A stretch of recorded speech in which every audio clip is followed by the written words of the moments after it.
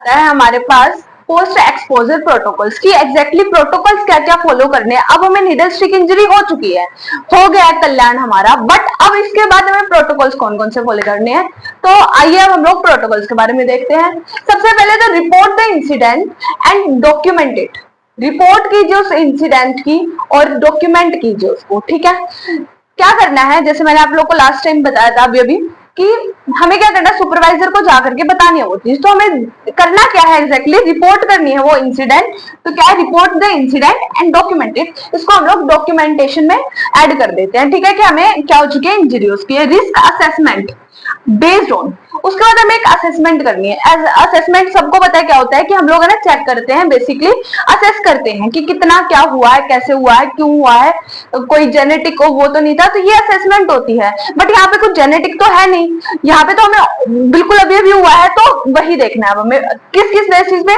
Type of exposure. Type of exposure क्या होता है, एक्सपोजर का मतलब क्या होता है कि हम लोग किस चीज से कितना एक्सपोज हुए हैं। बात समझ रहे हो, टाइप ऑफ एक्सपोजर कि एग्जैक्टली हम एक्सपोज हुए किस चीज से, हमारे टच में ऐसी कौन सी चीज आई है जिसकी वजह से हमें नीडल स्टिक इंजरी हो चुकी है।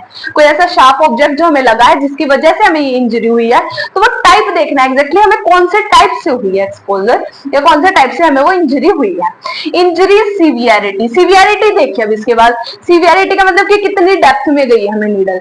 हमें नीडल लग चुकी है, उसके बाद देखना है कि कितने डेप्थ में गई है, एग्जैक्टली डेप्थ क्या है उस नीडल की। उसके बाद या उस इंजरी की, उसके बाद आता है हमारे पास सोर्सेज पेशेंट इन्फेक्शन स्टेटस। अगर हमारे पास ये नॉलेज होगी कि पेशेंट को किस चीज का इन्फेक्शन है, या कितना इन्फेक्शन है, या कोई इन्फेक्शियस तो नहीं है वो पर्सन, तो वो ज्यादा बेटर होता है। तो हमें वही करना है कि सोर्सेज पेशेंट इन्फेक्शन, हमें ना सोर्सेज देखने कि हमें कौन कौन से सोर्स से पता चल सकता है। तो बेसिकली हमें क्या देखना है इसके अंदर, कि पेशेंट को इन्फेक्शन किस स्टेटस का है, कौन सा इन्फेक्शन है। उसके बाद आता है baseline blood test of both health care worker and source if known. अब जिस भी हमारे, फॉर एग्जाम्पल हमें पता है अब इस वाली निडल के साथ हमें इंजरी हुई थी, ठीक है, अब ये निडल के साथ हुई है, तो हम ये वाला हेल्थ केयर वर्कर का और निडल का दोनों का ही ब्लड टेस्ट करेंगे, ताकि ये हमें ना गैस करने में या फिर हमें ना रिपोर्ट बनाने में इजी हो जाएगा कि एग्जैक्टली हुआ क्या है, कितना गया है, कितना क्या एक्सपोजर हुआ है। ये सब कुछ हैंडल करने में, रिपोर्ट करने में बहुत अच्छी हेल्प हो जाती है। तो बेसिकली क्या है हमारा, हमें क्या करना है, ब्लड टेस्ट करना है दोनों का, हेल्थ केयर वर्कर का भी और सोर्स इफ नो, अगर हमें पता है तो, नहीं पता है तो भी ब्लड टेस्ट तो हमें करवाना ही है। तो बेसिकली प्रोटोकॉल क्या है हमारे पास, सबसे पहले होता है हमें रिपोर्ट करना है इंसिडेंट को, डॉक्यूमेंट करना उस इंसिडेंट को, फिर उसके बाद हमें असेसमेंट करनी है। ठीक है, बात समझ रहे हो कि हम लोग को क्या करनी है, असेसमेंट करनी है। ठीक है मैम, हम कर लेंगे असेसमेंट, हम बहुत अच्छी असेसमेंट करते हैं। तो इसके बाद क्या करना है, हमें असेसमेंट करनी है। उसके बाद आता है आप लोगों का कि क्या करना है, हमें टेस्ट करना है, ब्लड टेस्ट करना है। ठीक है, बहुत यहाँ पे याद रखना, हेल्थ केयर टीम वर्कर का भी और भलाई बताइए सोर्स, जिस भी सोर्स से हमें वो हुआ है उसका। इतना समझ आया, प्रोटोकॉल्स याद हो गए जी। अब आता है post exposure prophylaxis. Post exposure prophylaxis का क्या मतलब है, यहाँ पे एक वर्ड है प्रोफाइलेक्सिस, क्या है इसका मतलब ही क्या है, कि एक्सपोजर हो चुका है, अब इसके बाद हमें इसके बारे में जानना है कि एग्जैक्टली मतलब प्रोफाइलेक्सिस का मतलब ट्रीटमेंट देना, एक काइंड ऑफ ट्रीटमेंट है ये। ठीक है, अब एक्सपोजर हो चुका है, ये बेसिकली ट्रीटमेंट होता है प्रोफाइलेक्सिस। यहाँ पे क्या मतलब है कि HIV, हेपेटाइटिस, HBV, HCV के बारे में यहाँ पे हमें क्या देना है, उसको ट्रीटमेंट देना है। तो सबसे पहले आता है HIV PEP। PEP क्या है यहाँ पे, post exposure prophylaxis should be started ideally with in 2 hours. जैसे ही हमें पता चल चुका है कि हम लोग किससे, HIV से, हमारे ब्लड टेस्ट से आ चुका है कि अब हम लोग HIV से की निडल से हो गए हैं, तो within 2 hours and not later than 72 hours, 2 घंटे के अंदर अंदर हमें उसके ट्रीटमेंट के प्रोसेस में जाना पड़ता है। हमें क्या करना है, हमारा जो आइडियली ट्रीटमेंट है, जो भी है पोस्ट एक्सपोजर प्रोफाइलेक्सिस है, उसका जो हमें ट्रीटमेंट, जो भी हमें ट्रीटमेंट मिला वो 2 घंटे के अंदर अंदर शुरू करवा देना है, और 72 आवर्स के अंदर हमें करना ही करना है, इससे लेट नहीं कर सकते हम लोग। 72 आवर्स बोले तो 3 डेज के अंदर। बात समझ आई? ठीक है मैम। HBV वैक्सीनेशन और immunoglobulin if not already immunised. आप लोगों ने इम्यूनाइजेशन शेड्यूल के अंदर देखा होगा कि हमें इम्यूनाइजेशन लगती है HBV की, HCV की। अगर वो नहीं हो रखी है तो हमें क्या करना है, HBV की वैक्सीनेशन लगवानी है। ठीक है, बात समझ आई। उसके बाद follow up testing for HIV, HBV and HCV। अगर हो ही गया है तो इसके बाद हमें क्या क्या फॉलो करना है, HBV, HIV और HCV के लिए हमारे जो भी टेस्टिंग है वो हमें फॉलो करनी है। कब कब करनी है, 6 वीक, 3rd मंथ और 6 मंथ। क्या क्या बोलेंगे हम लोग यहाँ पे, 6 वीक, 3 मंथ एंड 6 मंथ। याद क्या करना है, 6 3 6, यहाँ पे आ जाएगा वीक, मंथ एंड मंथ। बात समझ आई, क्लियर हुआ। With 6 months, within 6 months, within 6 week, within 6 month and 3 month हम लोग ये करते हैं प्रोसीजर। ठीक है मैम, ये भी हमारा हो गया। पोस्ट एक्सपोजर प्रोफाइलेक्सिस हमें कैसे करना है हमें पता चल चुका है।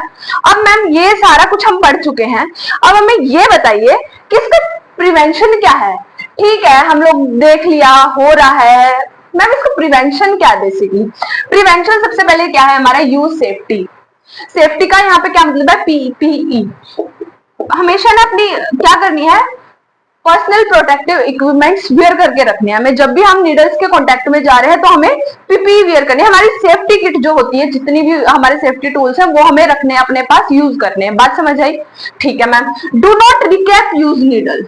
जो नीडल यूज हो चुकी है उसको रिकैपिंग मत कीजिए। अगर कर रहे हैं तो कैसे करनी है, टेबल के ऊपर उसको कैप को रखिए, देन ये वाला मैंने आप लोगों को सिखाया था।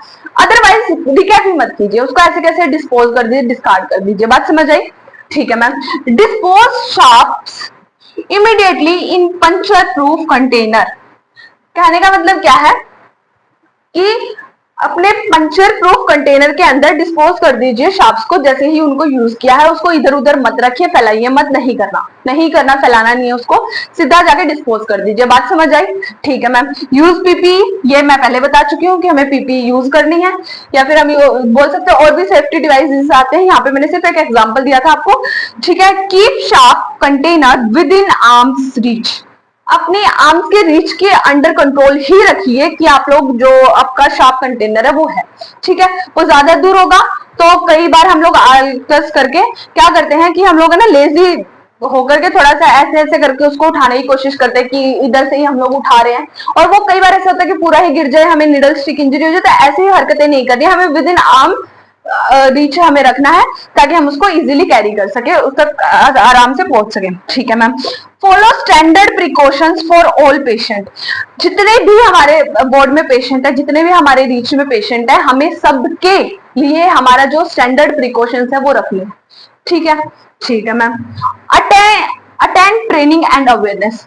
अब ये नहीं करना है कि नीडल स्टिक इंजरी की तो ट्रेनिंग चल रही है, हमें क्या ही करना है, नहीं, जाना है, उसको अटेंड करना है कि एग्जैक्टली हम लोग उसको हैंडल कैसे करते हैं, मैनेज कैसे करते हैं, उसका ट्रीटमेंट क्या है। उसके बाद जैसे कि मैंने अभी आप लोगों को पूरा पूरा नीडल स्टिक इंजरी बता दिया है, उसकी अवेयरनेस के बारे में जानना है कि एग्जैक्टली इसकी अवेयरनेस क्या क्या है, इसके बारे में और लोगों को भी बताना है। तो वो सब कुछ क्या है, हमें ट्रेनिंग अटेंड करनी है, ठीक है।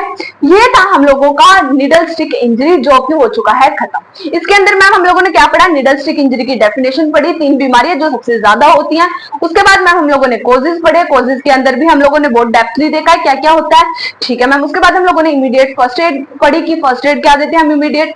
जी मैम, हमें बहुत अच्छे से समझ आया ना समझ, ठीक है। उसके बाद मैम हम लोगों ने पढ़ा पोस्ट एक्सपोजर प्रोटोकॉल्स की, प्रोटोकॉल्स क्या क्या हमें फॉलो करने हैं मैम, ये भी बहुत अच्छे से समझ आया। उसके बाद हम लोगों ने पोस्ट एक्सपोजर प्रोफाइलेक्सिस पढ़ा, मैम क्या तगड़े वाले समझ आए हमें, है ना, बहुत अच्छे से समझ आए ना, जी मैम। उसके बाद हम लोगों ने प्रिवेंशन देखे।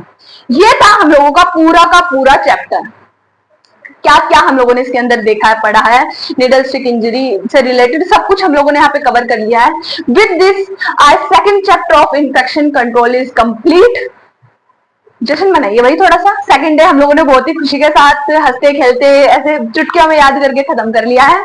सो with this we are done with our chapter number 2 of infection control. अब हम लोग कल शुरू करेंगे हमारा नेक्स्ट चैप्टर। तब तक के लिए have a good day everyone, और अपना ध्यान रखिए, पढ़ते रहिए, एग्जाम्स आने वाले हैं। All the very best for your preparation. अच्छे से पढ़िए और मेक श्योर आप लोग चैनल को लाइक सब्सक्राइब कर रहे हैं, वीडियो को लाइक कर रहे हैं, और शेयर करना बिल्कुल मत भूलिएगा, अपने दोस्तों के साथ इसको शेयर कीजिए and have a good day.